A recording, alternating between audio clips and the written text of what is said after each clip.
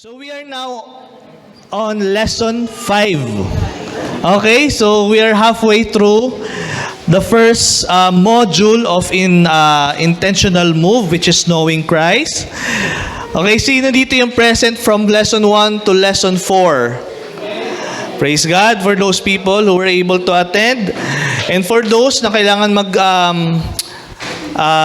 makeup class, okay, i-schedule natin yan para sabay-sabay kayo na makapag-makeup class.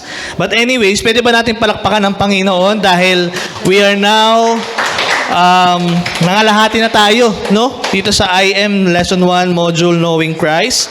And just to give you guys a heads up, after this lesson, yung lesson 5, which is about true repentance, next Sunday, as agreed, no, with Professor and Pastor Josh, by next Sunday, we will be having our recitation. Which means, in our recitation, di ba, sa isang normal na klase, you recite, ito naman, di ba, last Sunday, in-align na ni Pastor Josh na yung magiging reaction paper natin ay based doon sa mga questions or interactions doon sa module. Ito naman, for our recitation next Sunday, for us to be encouraged at tayo din po ay matuto. Kasi, alam niyo po, nung binabasa ko yung mga reflection and reaction paper nyo, nakakatuwa. Nakakatuwa in such a way dahil you are really generous. Generous in terms of sharing your experiences. Which is, yun yung in-expect natin pagdating sa ating mga reaction or reflection paper. Kasi we don't need to mask something here, no? We want to be genuine and true before the Lord. That's why meron po tayong reaction or reflection paper. Tama? Meron ba tayong ditong gumawa ng reaction paper or reflection paper in behalf of other people? Wala, di ba? Ikaw yun eh. Ikaw mismo yun. Kaya for our next Sunday, for our recitation, it's like a classroom, di ba? Sa classroom may nagre-recite. Tama? Not all the time, ang professor, ang teacher ang nagsasalita. And in the same way, kapatid, kapag po tayo yung nagsashare or tayo po yung nagsasalita sa buong klase, we are helping those people to be what? More open for us to what? Lumalim pa o lumago pa yung ating relasyon sa Panginoon. Kasi some of us ay medyo nahiya pa. Tama ba? Makikita mo rin yung sa reaction or reflection paper eh. Kasi doon sa reflection or reaction paper na pinasa, very general yung statement. Tama? So this time, by next Sunday, since halfway through na tayo, matatapos na tayo sa lesson 5, we'll just have a recitation. We don't want to preempt kung paano recitation po ang gagawin natin for next Sunday. So, ang gagawin natin is to prepare. Okay? So, what we have learned from the past 4 or 5 topics, okay, ayun yung willing nating i-share. Doon natin makita ano na ba yung ating na tutunan, and at the same time ito mas maganda, kapatid. Kasi remember, we do IM or discipleship program every Sunday. And then yung battle days or battle week darating come Monday. And mind you, there are some kapatid na nagsha-share sa kanilang reaction and reflection paper nila kung paano nila na-i-apply yung kanilang natutunan or narinig mula doon sa IM or discipleship program. Diba? So that's one thing that we would want to accomplish by next Sunday. So are you all ready? Okay, next Sunday. Kaya sabihin mo sa katabi mo, huwag kang mawawala. Kasi typical, pag ganyan may mga recitation, nawawalang at mga kaklase natin. Okay? So, ano po? May sakit? Ang daming excuse. Tandaan mo yung katabi mo. Dapat by next Sunday, nandyan yan ha. Yung nasa kaliwa mo, nasa kanan mo, nasa likod mo, at nasa harapan mo. Okay. So, last Sunday, Pastor Josh shared about lesson 4, which is that Jesus Christ came for all of us. Okay? Do you remember our key text or key verse for that lesson? Sige po. Sino? Yes.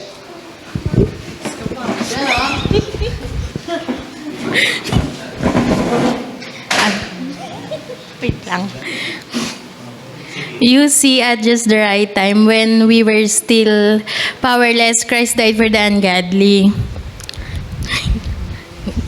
Very rarely will anyone to die for a righteous man, though for a good man, someone might possibly dare to die. But God demonstrated His own love for us in this. While we were still sinners, Christ died for us. Romans chapter 5, verse 6 to 8. Ayan, palakpakan po natin. Thank you so much. Okay, sino pa? Last one. Going once? Going twice? Oh, nagpapaka-busy-busy na naman kayo. Ayaw tumingin sa akin. Okay, how about si AJ? Hindi mo kabisado pa? Oh, sino pa nakakabisado ng ating key verse? Romans 5, 6 to 8. Si Jane. Kabisado mo? Ah, ito, kakabisado to ni Jeho. Jeho, kabisado mo? Mahaba-haba, no? Romans 5, 6 to 8. So, please bear in mind, no, na we don't just tell you guys to memorize it by words, but we hope na we memorize it by heart. Amen? Because tayo po, we always want to have that desire po dapat about our eagerness to learn and to know more about the Word of God. Kaya, ito pong mga memory verse po natin ay ating pong isapuso.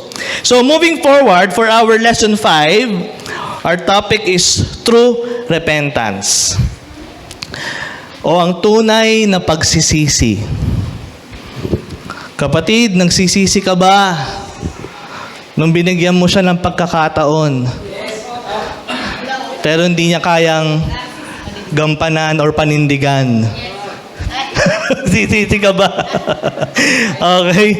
Tunay na pagsisisi. We can all relate to this, and I hope na sa apong po na ito ay ating pong matanggap or makamtan yung ating pong objective for this afternoon. And for us to understand, ano ba talaga ibig sabihin ng tunay na pagsisisi?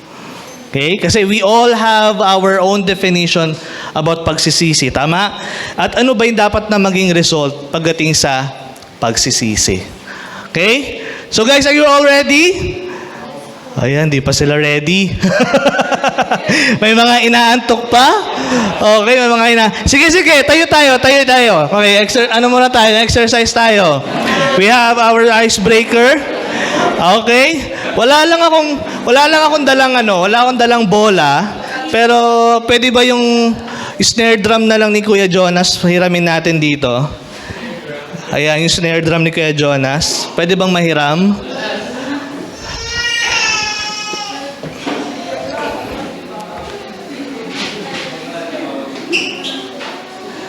Pasuyo nga ako, bro.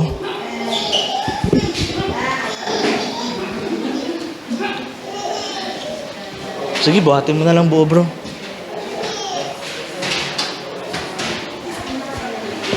Okay, galaw-galaw. Shake, shake, shake. Shake, shake, shake. Yung anak ko nagsa-shake, shake, shake. Okay. Papatong na lang dito, bro. Okay, malinaw? Naririnig? Okay, kasi alam ko ito yung pinakamahirap na part sa atin. Yung busog ka, di ba? Yung busog ka, rather. Okay. Tapos, di ba, malamig. Nakakaantok talaga.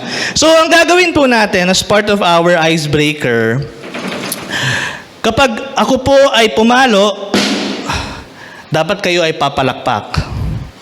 Okay? Kahit one clap lang. Okay? So, dapat, okay, sabay yan. Okay? For those people na hindi makasabay sa pagpalakpak, maaari na po kayong umupo.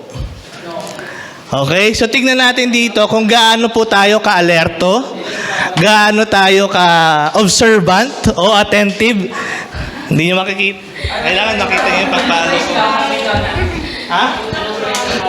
Anong price? Isang masigabong palakpakan. Hindi, maghintay kayo.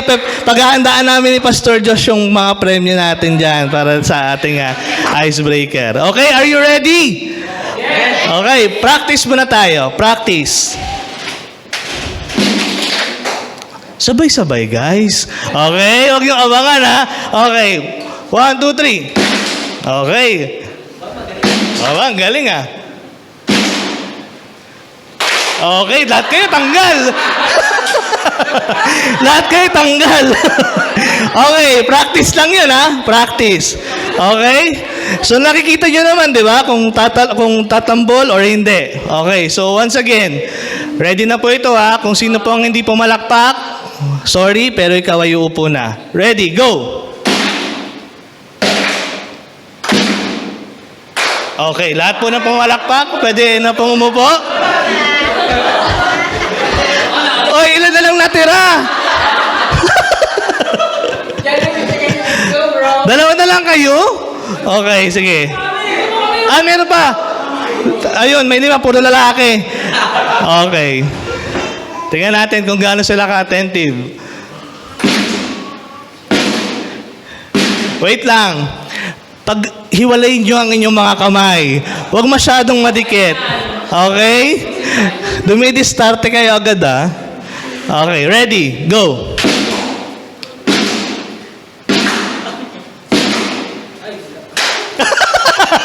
Okay. Sino ang natira? Joshua and Kuya Nikki? Okay. Dito kayong dalawa, bro. Kuya Josh.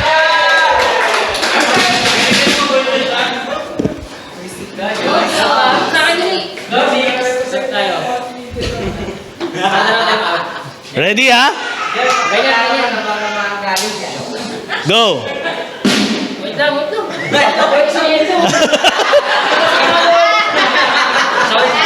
Ready, go.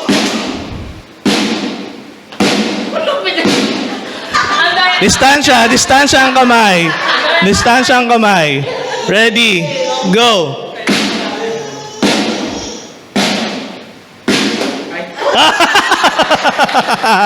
Sorry Kuya Josh. So, Kuya Nikki, meron kaming utang sa'yo. Palakpakan naman natin si Kuya Nikki.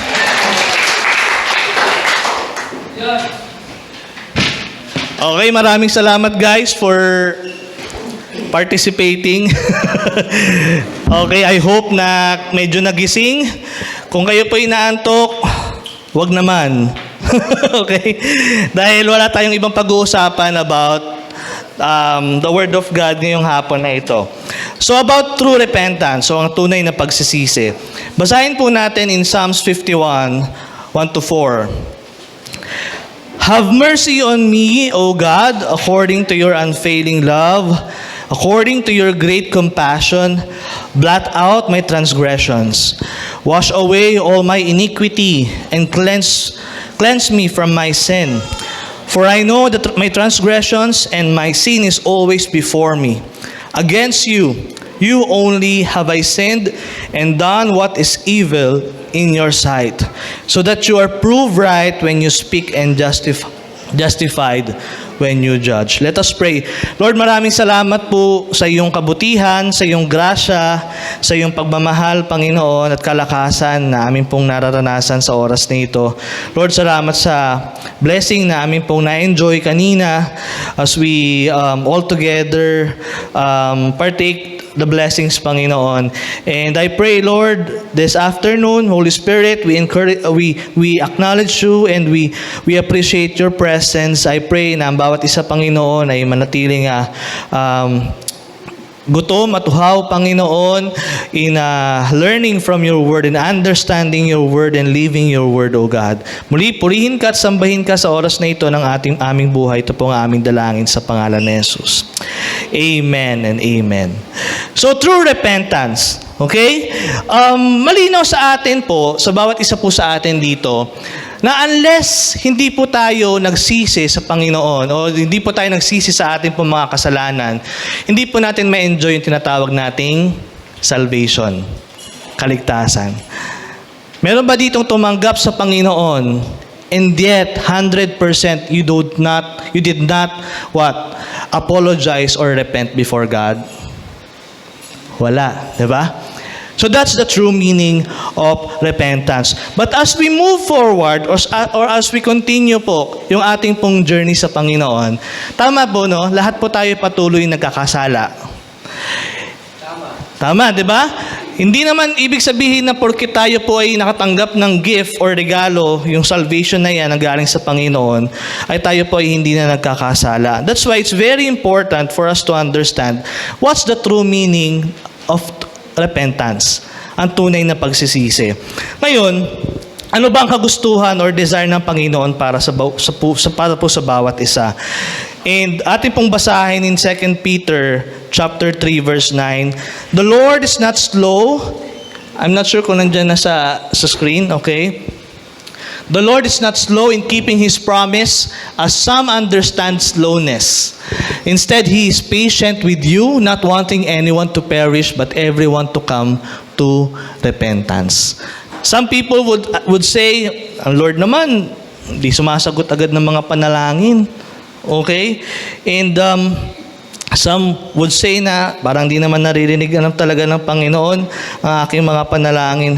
Pero kapatid, mind you ganto kapasensyoso ang Panginoon sa buhay po ng bawat isa.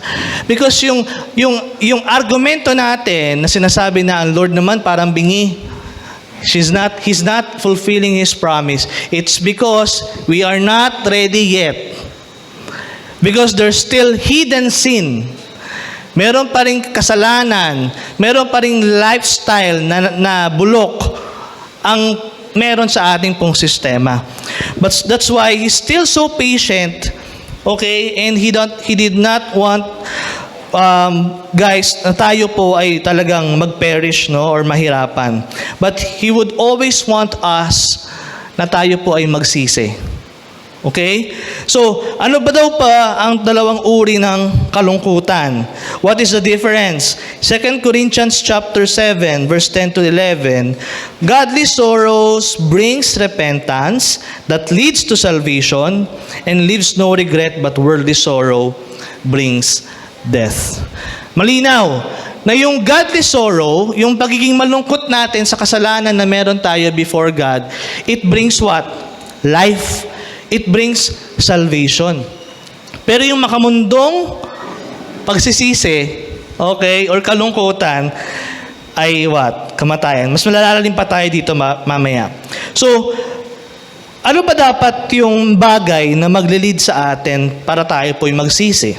Okay, in Romans 2:4,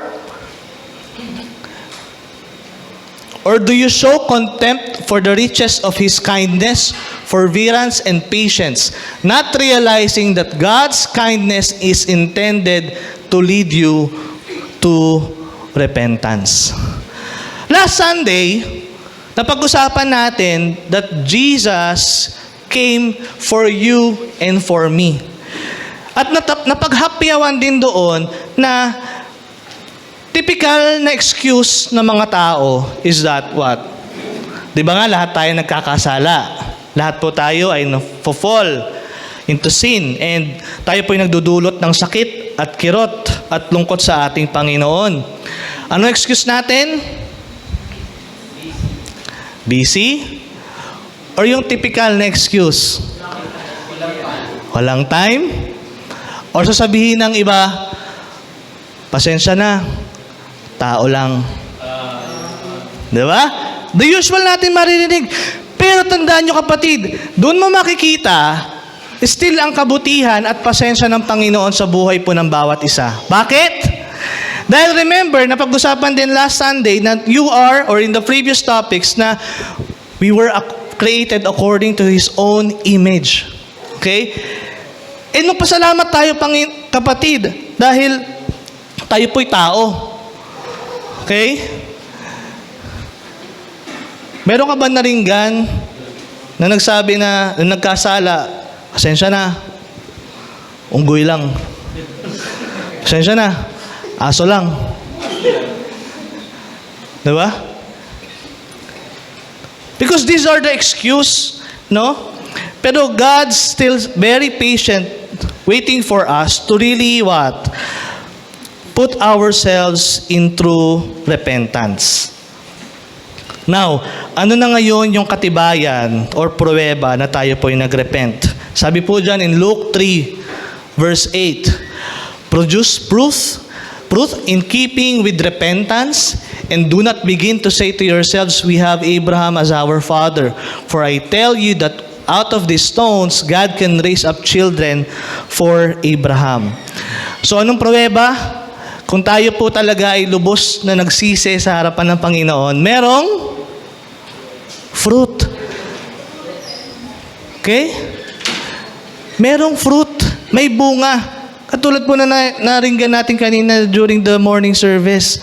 We can only experience or observe or see the fruit in our lives if meron pong totoong pagsisisi na nangyari po sa ating pong mga buhay. Ngayon, let's deep dive, kapatid. Mas atin pong intindihin at unawaan kung ano bang ibig sabihin talaga ng repentance. But before that, ano yung mga maling pananaw, mga maling perspektibo, maling definisyon about sa tunay na pagsisisi? Okay? Number 1 is that true repentance is not just conviction. Okay? In John 16 verse 8, ang sabi po diyan, what he comes, he will prove the world to be in the wrong about sin and righteousness and judgment. Kapatid, ito yung may mga pagkakataon na tayo po ay nagkasala. Sometimes we feel like, 'di ba, may guilty feeling. Tama? Yung tipong tayo po nahihiya sa mga bagay na nagawa natin. Pero you know what, kapatid, when we talk about sa tunay na pagsisisi, it's more than that. It's beyond that. Dahil ito po ay magbubunga dapat ng pagbabago sa atin po. From the inside out. Okay? Some people would say na if tayo po ay merong ganong klaseng feeling or conviction, it's okay na. Hindi po natatapos dun yun, kapatid eh. Okay? Hindi po natatapos dun. Parang, halimbawa ikaw, estudyante, alam mo yung pangungopya or cheating is not right. Tama? But then, okay, in order for you lang to pass that specific subject, okay, gagawin mo. Okay? In the middle of the exam, parang mali ito Convict na ako eh. Tama, maganda. Maganda yung intensyon. Kung saan, ay, di dapat ako mangungopya. Hindi dapat ako mandadaya. Dapat burahin ko itong mga nakasulat na notes sa palad ko. Okay? Dapat burahin ko itong mga nakasulat na notes dito sa binti ko. Okay? Dapat di pwede. May nakatagong maliit na papel dito sa medyas ko. Dapat di ko ito kukunin. Pero takot na takot tayong bumagsak. Okay?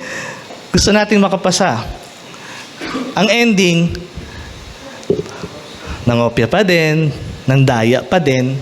So, hindi lang siya yung matapos sa conviction or mag-guilty ka lang eh.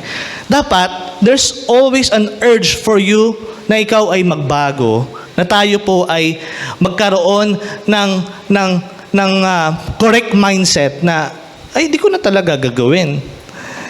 Okay? So, yun yung sinasabi po dito, kapatid, na that's why it's very important, kapatid, that whenever we are in the midst of our battle, we are in the midst of a test, lagi po nating i-ask ang help galing sa Panginoon. Especially the Holy Spirit. Okay? The Holy Spirit. Because if the Holy Spirit is with us, diba? Hindi posible. Diba? Hindi posible na you will really stand firm sa decision mo. Okay? Na okay lang bumagsak. Ang mahalaga, hindi ako nandaya. Naku, sa mga nagtatrabaho ngayon, We're always after those performances, recognition, applaud, acknowledgement. Kahit na ang katumbas nun ay integridad mo. Okay lang? So hindi po natatapos yung ma-convict or ma-feel guilty lang tayo. There's always an inner awareness that will happen. So, the question is, do you feel guilty over your sins? How do you deal with it? But the first question, do you still feel guilty? Kasi kung wala, kapatid, uwi na tayo. Okay? Diba? We all commit sins, tama? And we should always feel that guilt and conviction in ourselves. But, hindi po matatapos doon dapat, kapatid. Okay? Hindi po matatapos doon. True repentance is not just sorrow for sin. Okay? 2 Corinthians 7:10-11, godly sorrow brings repentance that leads to salvation and leaves no regret, but worldly sorrow brings death. Yung mga tao na naka-experience or nakaranas ng kasalanan, and then sa mga kasalanan na yan, di ba, we all agree that in everything that we do, sa lahat po ng mga bagay na ginagawa po natin, meron po yung katumbas na consequence. Meron po yung kapalit. And sadly, those people who feel sorrow, nakaranas ng kalungkutan because of the sins they have committed, nalungkot sila dahil caught in the act eh. Halimbawa dito, no? Tayo dito, magkakaklase tayo sa classroom. Diba? Dito sa training na ito, nagkita tayo sa sabungan. Diba? Mainit na mainit ngayon ang kaso ng mga sabungero. Uy, ginagawa mo dito. Ibang Kristo pala yung pinapaniwalaan mo, kapatid ah. Ibang Kristo pala. Diba? Nagkita kayo. Diba? Sa kanto. Nakapila kayo sa loto. Diba? Nag-high five pa kayo, pre. Anong pwede sa 6? Anong papanalo na 645, 649? Teka, ba't alam ko? Diba? Dati kasi inuutosan ako palagi tumaya ng loto eh. Kaya alam ko. Okay? Ano pa? Diba? Those people na makaranas, sorry talaga, Lord. Nagiging sorry lang tayo sa mga kasalanan na it's because nahuli tayo. It's because nakakaranas tayo ng negative atmosphere or environment dahil dun sa desisyon na nangyari sa atin o ginawa natin. We feel sorry na hindi ka nakapasa. Mga barkada mo nakapasa. Umaasa lang tayo sa cheating. Hindi tayo nag-aaral. Diba? So, it's not just being malungkot, okay? Pagdating sa true repentance. So, why must you hate sin and not just feel sorry about it? Bakit? Sa tingin po natin. Ano yun, Kuya Nix? Hindi genuine? Okay. Thank you. Sino pa? Bakit kailangan nating ano bang tagalog ng hate?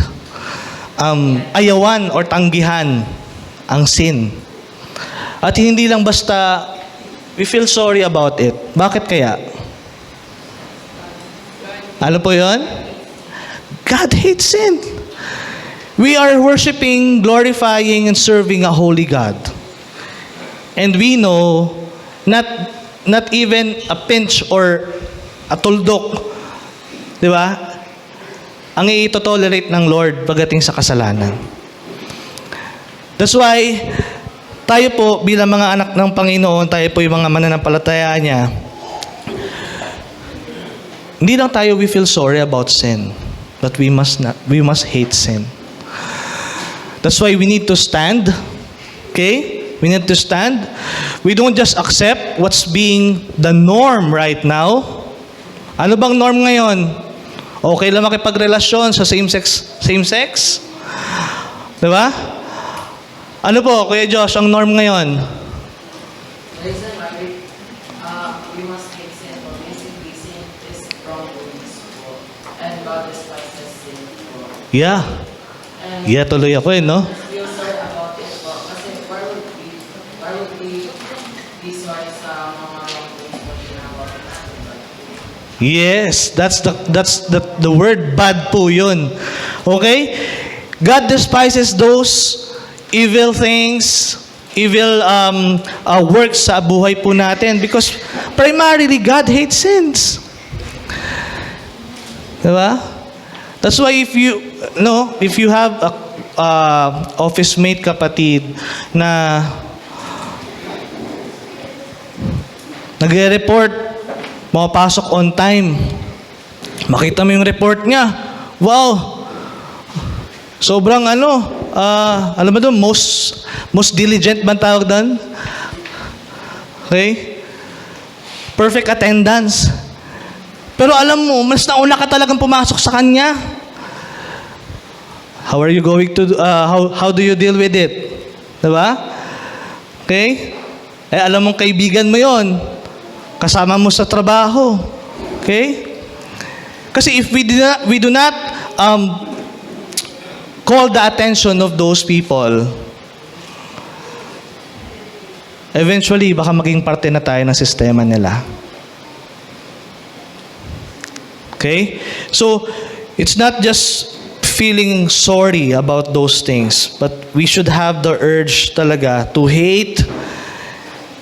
Yes, Pastor. Actually, sabi ng Bible, in the last days, di ba, wickedness will increase. Ibig sabihin, those sins are already, given yung mga sins, wala naman nabago doon. But ang nabago doon, yung intensity.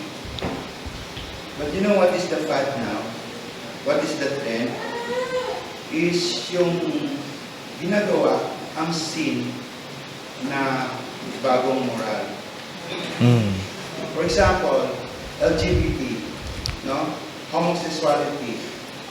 So they're trying their best na may angat yun. Bihisan siya ng panibagong pagkakilala for the sake of humanity, love and acceptance. Pero yung sin of homosexuality ay natatabunan. Lies. Diba? Yes. Everybody lies now. Kaya nga may fake news. You cannot even determine now what is real and fake. Now, said, the discussion is, kailan magiging fake news ng fake news? Okay? Kasi, mayroong sinasabi ng science na kinurek na nila ngayon. At that time, it was true. Pero, nagwala na ng mali wala. Mali. O judicial decision. Mali yung decision. Yung tao kinulong muna. Yung pala walang kasalanan. That time it was truth. But it came to be, it was fake. Fake. So, mag-ingat po tayo kasi ang kasalanan, yung ginagawa ng ating kalabra, ay binibihisan ng bagong mukha. To which we become comfortable. Pero yung fad yun ang fad. Sa world, tanggap nila yan.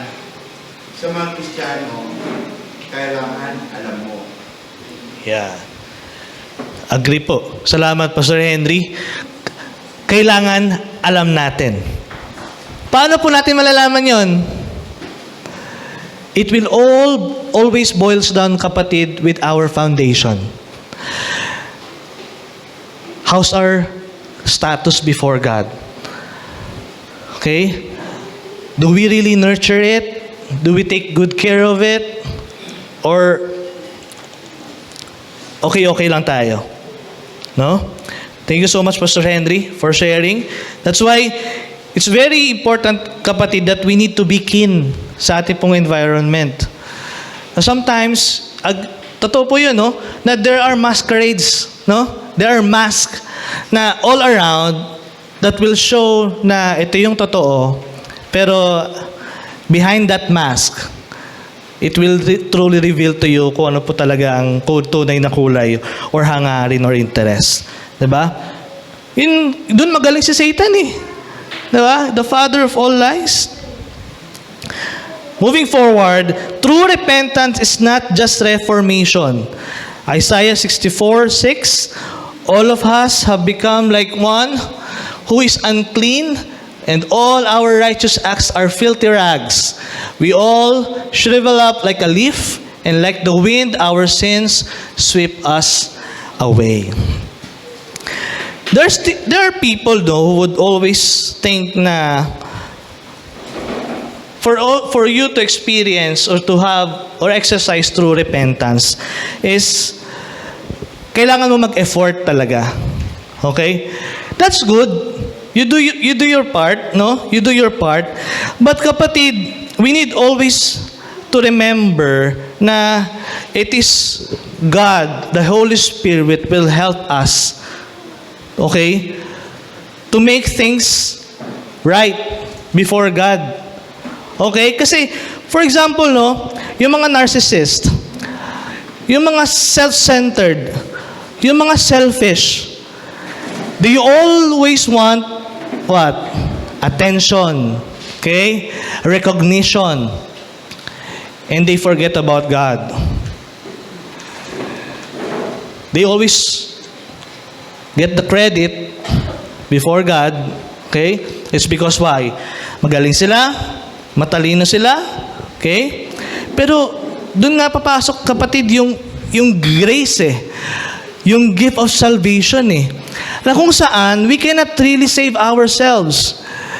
The same holds true with, we cannot really change ourselves on our own. Tama po? We need the power of the Holy Spirit. We need obedience. We need surrender. We need what? The grace of God sa atin po mga buhay. It's not really just what? Reformation. Ibig sabihin, hindi lang puro forma. Hindi lang puro, di ba kanina, topic kanina ni Pastor? Di ba? Kailangan makita kung sino ang Diyos natin po pinagsisilbihan, and that people would really say, totoo ang Diyos na pinagsisilbihan niya. Totoong buhay si Jesus. It's because through our actions, our thoughts, and our words, may essence. Okay? Merong laman. Merong bigat. Okay? And in that way, we can say that this person talaga or these people ay nakaranas ng totoong pagsisisi before the Lord. Now, may question dito. Have you tried to cover your sins by doing good? Do you think that your good deeds can really cover your sins? Why? Meron ditong nakaranas ng ganon?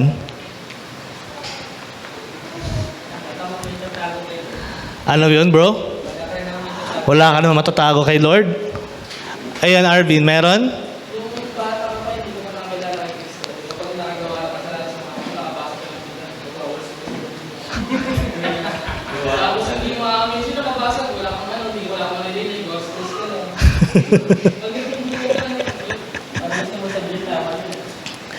Diba? Yung kino-cover mo yung mga bagay na nagawa mong mali by doing good. For example, nag-e-exam kayo. Okay? Alam mo, for example, yung sagot. Pakopya ka. Diba? Remember, kapatid, diba? Okay lang yun. Di naman ako yung nakongopya. Ako naman yung nagpapakopya. Pero ang matindi dito, yung pinakopya mo o yung binigay mong sagot, mali lahat. Okay? So, naging asset ka. Diba? Naging asset ka to do what? Bad things, negative things. Okay? Sa professional world, sa workplaces, naku, always what? Integrity, integrity, integrity. But sometimes we cover things up just to portray na I'm good. I'm qualified. Di ba? But kapatid, as mentioned a while ago, na we cannot really mask ourselves with all these lies. Dahil makikita at makikita kung sino po talaga tayo. Okay? Makikita at makikita yan. True repentance is not becoming religious. Matthew 3:7-8. But when he saw many of the Pharisees and Sadducees coming to where he was baptizing, he said to them, "You brood of vipers, who warned you to flee from the coming wrath, produce fruit in keeping with repentance." Ano ba mga Pharisees, mga Sadducees? Alam niyo po, matatalinong tao ito eh. You cannot be called a Pharisee or a Sadducee if you don't know about the Word of God. Sa panahon ngayon, parang kang scholar ng bayan. Matalino. You're very familiar. But these people are what? Just a religious people. Ang galing po nilang mag-pretend. Ang galing po nilang magpakitang tao. Ang galing po nilang magdoble kara. Pero ang sabi dyan, you brood of vipers. Mga ulupong kayo. Okay? Ang sakit pakinggan ng ulupong, no? Ikaw ba, tanggapin mo, tawagin kang ulupong ka? And we don't want that to happen, kapatid, before God. Na ang tunay ng pagsisisi would always bring forth change. A change of lifestyle, a change of mindset. Diba? A change of what? Connection. Okay? And we don't want na tawagin po tayo ng Panginoon Diyos na tayo po yung mga ulupong. Okay? There's this common thinking that good and religious works will make you right before God. This is exactly how the extremely religious Pharisees during Jesus' days think of themselves. Ganun po nila tignan ang kanilang mga sarili before God. Na they need to be good and at the same time, they need to be religious before God. But Jesus demanded them proof of the true repentance. Okay? Ano ba yung mga ginagawa ng mga Pharisee or Sadducee before, on the old times? Diba? They don't care about those people, what? Remember that story na kung saan pinagaling ni Jesus yung isang tao na ang tawag dito? Lumpo. For how many years? And these Pharisees, Sadducees would question pa, Linggo ngayon ba't ka nagpagaling? Ba't ka nagparanas ng grasya? Linggo ngayon. And these are common among us Christians. We become more legalistic about ourselves. It's just like what? We are bounded with these routines and traditions and some na katanggap-tanggap sa karamihan. Diba? Pero muli, babalik yan kapatid. That's why Jesus demanded them, ano ba talaga yung pruweba mo na ikaw ay nagbago? Mayroong pagsisisi sa buhay po natin. Okay?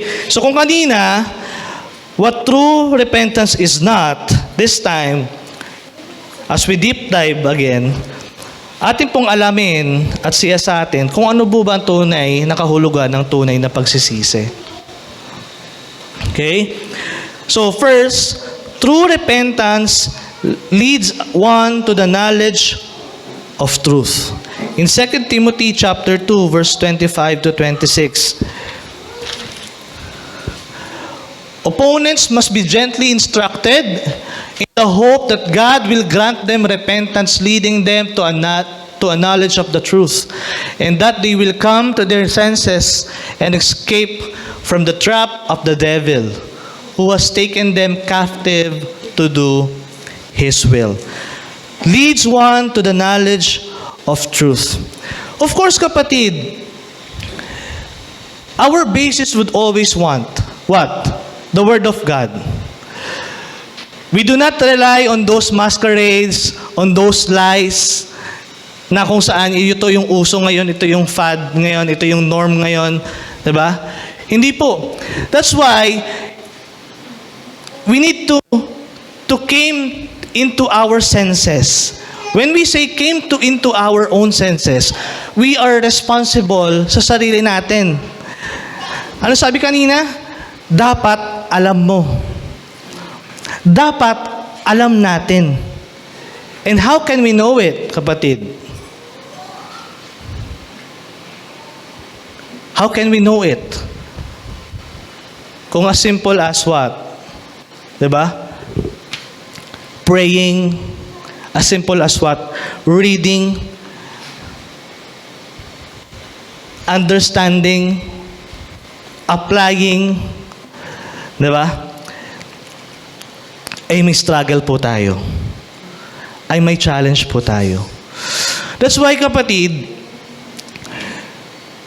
when we talk about the knowledge of truth, it talks about the Word of God. None other than. Wala nang iba kung hindi ang salita ng Panginoon. That's why it's very important. Remember, no? Faith comes from hearing and hearing and hearing and hearing the Word of God. Kasi kapag narinig po natin ang salita ng Panginoon, doon po natin makikita at mauunawaan at malalaman, okay, ito pala ang standard talaga ng Diyos. Ito pala talaga ang kanyang prinsipyo. Okay? Nakarinig kayo ng mga taong may prinsipyo yan. Ganda pakinggan, no? Taong may prinsipyo. Pero pag tinignan mo yung buhay niya, anong prinsipyo kaya ang kanyang ini-apply? Prinsipyo ba ng Diyos o prinsipyo ng mundo? That's why marami po sa atin ay what? We need to have that desire or kagustuhan to know more about the knowledge of truth. Kaya kapatid, yung Bible mo, open mo naman. Huwag niyo pong hayaan na ang ganda-ganda ng cover, maganda lang siya. It's because hindi nabubuksan. Gone are the days, kapatid, na tayo po ay, ang tingin natin sa Biblia ay what? Palamuti? Libro? Parang santo sa loob ng bahay. Pag may nakita kang santo, andyan yan. Huwag mong gagalawin yan. Hanggat maalikabukan na, hanggat meron ng kung ano-anong sapot ang nandyan. Diba? Ibig sabihin, kapatid, kapag tayo po'y nakaranas ng tunay na pagsisisi, merong hunger, merong kagustuhan to know more about Him. To know more about God. Every Sunday, wala naman pong ibang reference ang ating pong mga pastor kundi ang Bible. Tama?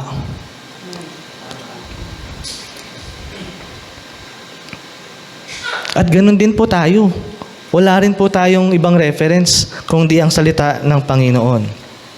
That's why it's very important, kapatid, to really take time, make time, no? In giving our love and our what? Our affection and priority about His Word. Kasi kapag alam po natin, kapatid, di ba? Knowledge is power. Knowledge is power. How can we determine if this is a lie? There was one pastor would say, for example, Pastor Jos, di ba last time? Not all open doors are galing sa Panginoon. And how can we know that? Magmimini-mini, mo na lang tayo. Okay? Para sa'yo, para sa akin. Para sa'yo, para sa akin. Ganun ba? Ganun ba ang buhay Kristiyano? Hindi, di ba? So we need what? We need what? The knowledge of truth. We need the Word of God sa ating pong mga buhay. Next, true repentance is being desperate for God's forgiveness and help and asking God